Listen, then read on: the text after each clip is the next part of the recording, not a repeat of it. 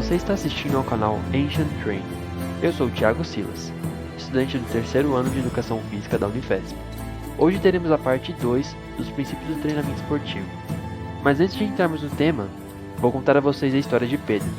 Para quem ouviu meu podcast sobre sono, já está mais que familiarizado com este caso. Pedro é um homem de 35 anos, possui 1,75 de altura e 90 quilos. Está em sobrepeso. Recentemente, ele decidiu cuidar melhor da sua saúde. Optou por se matricular em uma academia perto do seu trabalho. Assim, pode ir treinar logo após o seu expediente, das 15h30 às 16h30, tomar banho e ir para a faculdade.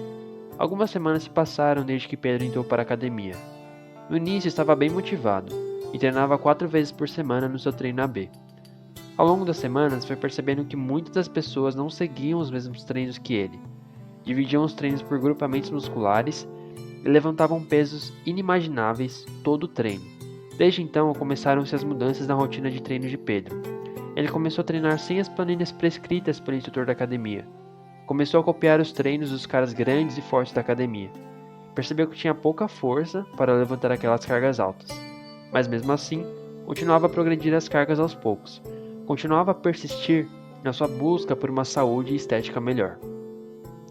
Até que um dia, um desses caras veio falar com Pedro. O nome dele era Arnoldo, um fisiculturista que treinava naquela academia há anos. Arnoldo disse a Pedro que ele tinha claramente muita força de vontade, mas que deveria maneirar nas cargas, focar mais na forma e execução dos movimentos primeiro. Assim, poderia progredir as cargas com mais segurança. Pedro agradeceu o conselho e disse que iria implementar essa estratégia. Ao voltar para casa nesse mesmo dia, um de seus amigos da faculdade o chamou e combinou de treinarem juntos. No dia seguinte, Pedro acordou animado para treinar com seu amigo. Chegando no horário do treino, Pedro se lembrou do conselho de Arnoldo, mas como ia treinar com seu amigo, decidiu dar o melhor de si e treinar com mais carga, só dessa vez. Durante o treino, ele percebeu como seu amigo carregava mais carga que ele. Não estava conseguindo acompanhar, mas decidiu continuar com sua determinação e força de vontade. Finalizado o treino, os dois exaustos depois de 2 horas de treino, Pedro agradece seu amigo e segue sua rotina diária. Nessas últimas semanas, sem perceber, ele aumentou sua frequência de treino de 4 para 6 dias por semana. Treinos mais intensos, apenas um dia de descanso na semana. Ficava se perguntando, como esses caras conseguiam manter esse ritmo de treinamento por anos? Estava exausto, constantemente. Não queria mais treinar, nem fazer dieta, apenas descansar. Algumas semanas se passaram desde que Pedro abandonara a academia. Seu peso estava novamente elevado. Sua qualidade de vida diminuída. Tinha voltado à estaca zero. Seu amigo da faculdade o encorajou a voltar a treinar. Marcaram um outro treino. O amigo de Pedro deu muito suporte para ele nesse treino, o orientando a pegar mais leve nas cargas, pois estava voltando a treinar e seu corpo não estava mais com aquele vigor todo. Precisava recuperar a força que perdeu. No final do treino, os dois se sentindo cansados, mas contentes pelo treino bem feito, conversaram sobre a possível volta de Pedro na busca por um estilo de vida mais saudável. O amigo de Pedro recomenda para ele seu personal trainer, Arnoldo, um ótimo profissional e atleta. Pedro ficou chocado. Esse era o mesmo Arnoldo que o havia dado conselhos sobre treinamento. Ficou envergonhado por não ter implementado as dicas e decidiu contratar o serviço de personal trainer de Arnoldo.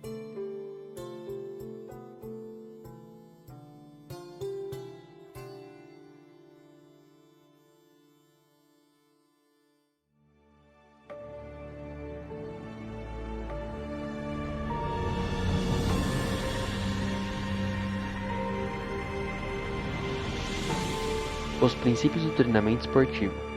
Bom, no vídeo anterior, que era a parte 1 desses princípios, nós vimos a individualidade biológica, a interdependência entre volume e intensidade e a especificidade, 3 princípios. Nessa parte 2 vamos ver 3 também, e eles estão interrelacionados, sendo o primeiro deles a adaptação, o segundo a sobrecarga e o terceiro a continuidade. Princípio da adaptação. É a capacidade do organismo de se adaptar a estímulos gerados pelo treinamento. Os estímulos provocarão uma resposta de importância diretamente proporcional à sua intensidade. Este princípio pode ser entendido através da síndrome de adaptação geral, que é, de acordo com Dantas, um conjunto de reações desencadeadas quando o organismo é exposto a estímulos ameaçadores à manutenção da homeostase. A síndrome de adaptação geral é dividida em 3 fases. A primeira fase é a fase de excitação, a qual provoca a reação de alarme. A segunda fase, de resistência, vai provocar a adaptação. E a terceira fase, de exaustão, provoca danos temporários ou permanentes. Essas três fases representam a relação entre a intensidade do estímulo e a capacidade de adaptação daquele organismo frente a esse determinado estímulo. Um estímulo fraco ou débil não gera respostas adaptativas, pode até piorar as que já se têm. Um estímulo médio gera excitação, como um aquecimento antes da atividade. Um estímulo forte gera adaptação, como uma sessão de treino bem feita, individualizada. Um estímulo muito forte gera exaustão, como um acidente ou até mesmo uma competição muito extenuante. Fica claro então que o único momento em que temos a adaptação que queremos para determinada capacidade física ou performance em determinada atividade só acontecerá no estímulo forte. Atletas de alto rendimento são os únicos que flertam com estímulos muito fortes durante seu treinamento, obtendo ganhos de performance sem grandes prejuízos.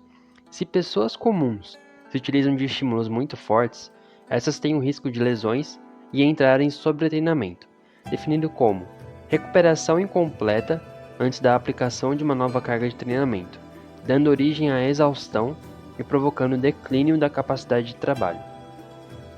Da mesma forma, o desempenho pode estagnar na falta de estímulos fortes, sendo esses os estímulos ideais, ou até mesmo piorar se essa falta se prolongar por algumas semanas, causando destreinamento, definido como uma perda das adaptações do sistema cardiovascular e metabólicas do músculo esquelético, adquiridas com o treinamento físico aeróbio, resultando na diminuição do consumo máximo de oxigênio. Na história, onde Pedro errou. Ao comparar seu treino com o de outras pessoas, decide aumentar a carga de treino através da intensidade, sendo que esse tipo de carga é interpretada como um estímulo muito forte para iniciantes. O ideal seria ter seguido com a planilha de treinos prescrita pelo instrutor, pois as cargas foram individualizadas para ele. Princípio da sobrecarga. O tempo necessário para a recuperação é proporcional à intensidade e ao volume do trabalho realizado. Essa recuperação gera uma melhora das capacidades trabalhadas, além da normalidade do organismo, chamada de janela supercompensatória. No gráfico, temos no eixo Y o nível de capacidade física. É possível observar também que ao aplicarmos uma carga, uma sessão de treino, por exemplo, esse nível tende a cair abaixo do normal ou basal. Após a sessão de treino, temos um período de recuperação até o nível normal, mas a recuperação não para por aí, pois o organismo tende a se adaptar melhor àquela carga. Então temos uma recuperação ampliada, ou seja, acima do nível basal. Esse período de melhora dos níveis de capacidades físicas acima do basal é chamado de janela supercompensatória. E ela não dura para sempre, pois o organismo também tende a voltar à homeostase nesse sentido.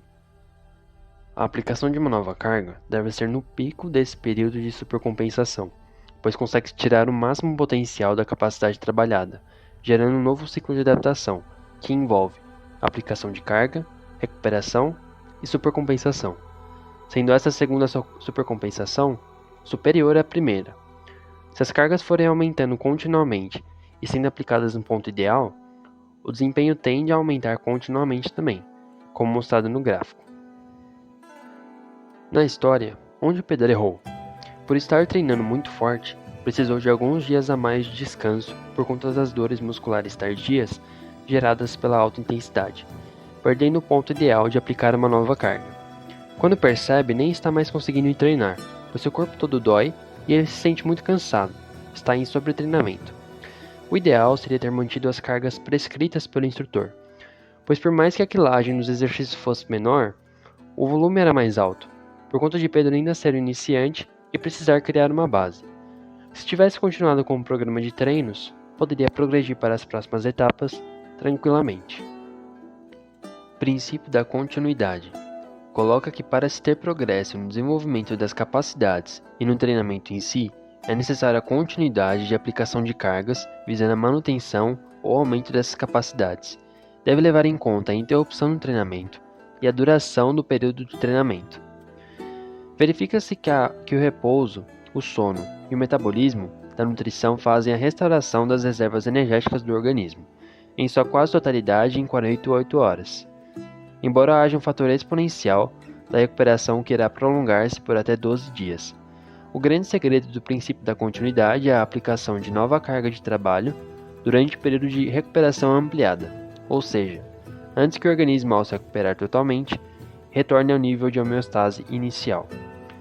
Através desse princípio, fica clara a importância do planejamento do treinamento a longo prazo, além de que o descanso máximo de um determinado estímulo deve ser de 48 horas, a depender da intensidade. Se for superior, gerará, na maioria dos casos, a perda do estado físico adquirido. Isso pode ser melhor observado no gráfico, onde em um modelo de aplicação de carga linear, se tem período de recuperação entre as aplicações para permitir que a próxima carga seja aplicada. Para ficar mais claro, é a mesma coisa que um indivíduo treinar na academia dorsais e bíceps na segunda-feira e ter que se recuperar no mínimo até quinta-feira para voltar a treinar dorsais e bíceps novamente. Por mais que esse indivíduo tenha outros treinos entre segunda e quinta, estes treinos não envolviam o mesmo grupamento muscular trabalhado na segunda, permitindo o tempo de recuperação ideal para se aplicar uma nova carga. Pausas superiores a 48 horas são recomendadas para atletas em sobretreinamento, que precisam se recuperar. Caso sejam atletas que entraram de férias ou em um feriado prolongado, as cargas do treinamento depois desse período deverão ser menores. Segundo Dantas, se o atleta parou por uma semana, a carga aplicada deverá ser a de 2 semanas atrás, ou seja, uma semana antes da interrupção. Caso a interrupção seja igual ou superior a 4 semanas, deve-se partir da estaca zero, embora a progressão subsequente seja mais rápida que a observada originalmente. Temos resultados observáveis de diferentes capacidades em diferentes períodos, como por exemplo a força dinâmica e hipertrófica após 12 semanas de treinamento, força explosiva ou estática após 6 semanas de treinamento, resistência anaeróbica após 7 semanas de treinamento, resistência aeróbica após 10 semanas, resistência muscular localizada após 8 semanas e velocidade de movimento e flexibilidade após 16 semanas de treinamento. Isso significa que só gerar o estímulo no momento ideal não será suficiente, pois essas cargas devem ser planejadas e administradas no longo prazo. Na história, onde Pedro errou? Ao deixar de lado a planilha de treino montada pelo instrutor da academia, Pedro deixou de lado também todo um planejamento estruturado para ele, que duraria alguns meses. Esse planejamento tinha como principal objetivo melhorar suas capacidades físicas gerais e cardiorrespiratórias, para então entrar em uma fase específica. Ao seguir o que lhe deu na telha, Pedro colocou sua segurança e saúde em risco, além dos resultados obtidos não terem sido dos melhores, por conta dessa falta de confiança no profissional e no plano. Estes foram alguns dos princípios presentes no livro A Prática da Preparação Física, de Stélio Dantas.